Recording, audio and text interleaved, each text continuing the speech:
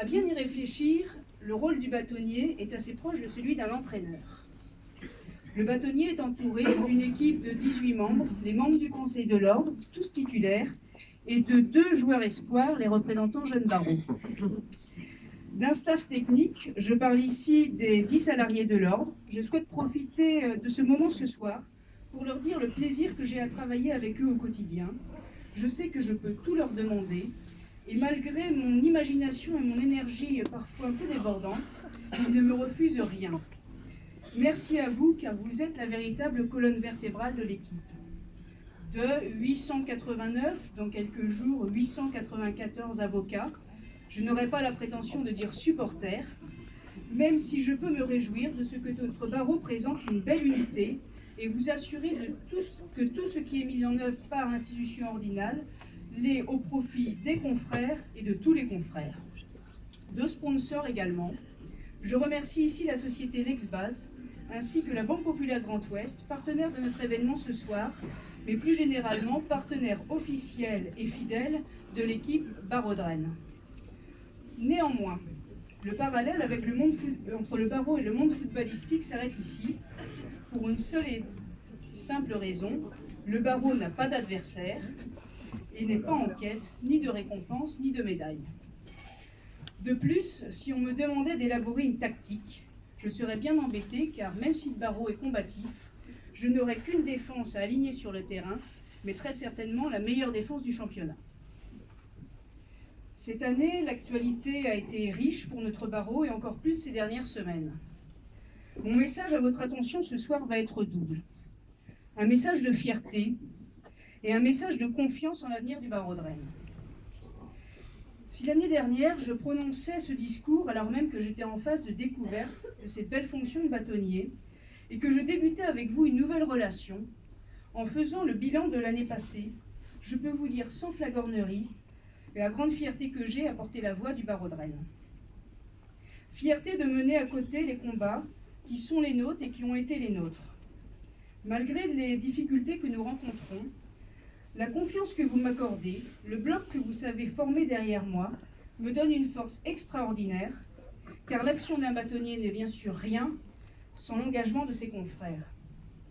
Les combats que nous menons et avons menés sont nombreux. Je voudrais revenir ce soir sur 2 d'entre eux. La réforme des retraites. Avant certaines prises de parole ces derniers jours, je dois vous avouer que je n'envisageais pas revenir très longuement sur ce sujet, tant nous avions communiqué sur les enjeux de cette réforme pour la profession. Je me serais contenté de vous dire que personne ne saurait remettre en cause le bien fondé de notre protestation, qui questionne en profondeur l'équilibre économique de nos cabinets, en condamnant les avocats à une triple peine, doublement des cotisations, baisse des pensions de retraite et confiscation des réserves. La profession dans son ensemble, puisque 164 barreaux sur 164 se sont unitairement mobilisés, a décidé d'un mouvement de grève sans précédent depuis le 6 janvier 2020. Bien sûr, ce mouvement désorganise l'institution judiciaire. Bien sûr, ce mouvement désorganise l'activité des cabinets. Bien sûr, ce mouvement pèse financièrement sur les confrères, étant à nouveau rappelé que tous ceux qui sont intervenus dans le cadre des commissions d'office dites multiples l'ont fait pro bono et ne seront pas payés. Ce moyen d'action a été la seule réponse efficace au mépris. Pour autant, est-ce une raison pour, publiquement, et au terme d'un débat judiciaire non contradictoire, juger, stigmatiser et porter atteinte à l'intégrité du barreau rennais? Il serait superfétatoire de revenir sur les événements des derniers jours, tant le barreau de Rennes, qui avait fait le choix d'un moyen de manifestation respectueux de l'institution judiciaire et silencieux, s'est retrouvé à son insu à faire les gros titres de la presse et l'objet de tous les commentaires sur les réseaux sociaux. En un mot, puisque ce soir la parole est à la défense, je souhaiterais uniquement lever toute ambiguïté pour avoir personnellement assisté aux interventions de mes confrères aux audiences de comparution immédiate, pour vous dire qu'ils sont intervenus dans le seul intérêt de leurs clients, avec professionnalisme, dignité, conscience, probité et humanité, en parfait respect des termes de notre serment. Je voudrais d'ailleurs leur témoigner mon admiration et ma gratitude pour leur dévouement et leur investissement sans faille. Le barreau de Rennes est pudique, mais la blessure est profonde et le temps à lui seul ne permettra pas de panser la plaie. Il conviendra que, le temps venu, chacun à son rang et à ses responsabilités, se mette autour de la table et se positionne sur la place de l'avocat dans le processus judiciaire, et nous serons alors fixés. Il faudra répondre à cette question que l'on peut se poser trop souvent. L'avocat est-il encore auxiliaire de justice? Alors, Monsieur le Premier Président, je vous rassure, j'ai écrit mon discours mardi. Je n'avais pas encore lu les tweets de cet après-midi, mais au moins nous avons un bon point de départ, nous nous posons la même question. Deuxième sujet, la réforme de la justice. Dans le cadre de son propos, Monsieur le procureur indiquait, lors de l'audience de rentrée du tribunal judiciaire, que derrière chaque protestation des avocats apparaissait en filigrane la question de survie économique des avocats. Sur cette question de la réforme de la justice, tel n'est pas le cas. Quel intérêt économique pour les avocats de voir des audiences en matière d'affaires familiales ou d'assistance éducative se tenir à Fougères et à Redon, alors même que s'agissant d'un public souvent éligible à l'aide juridictionnelle, ils ne seront pas indemnisés de leurs frais de déplacement.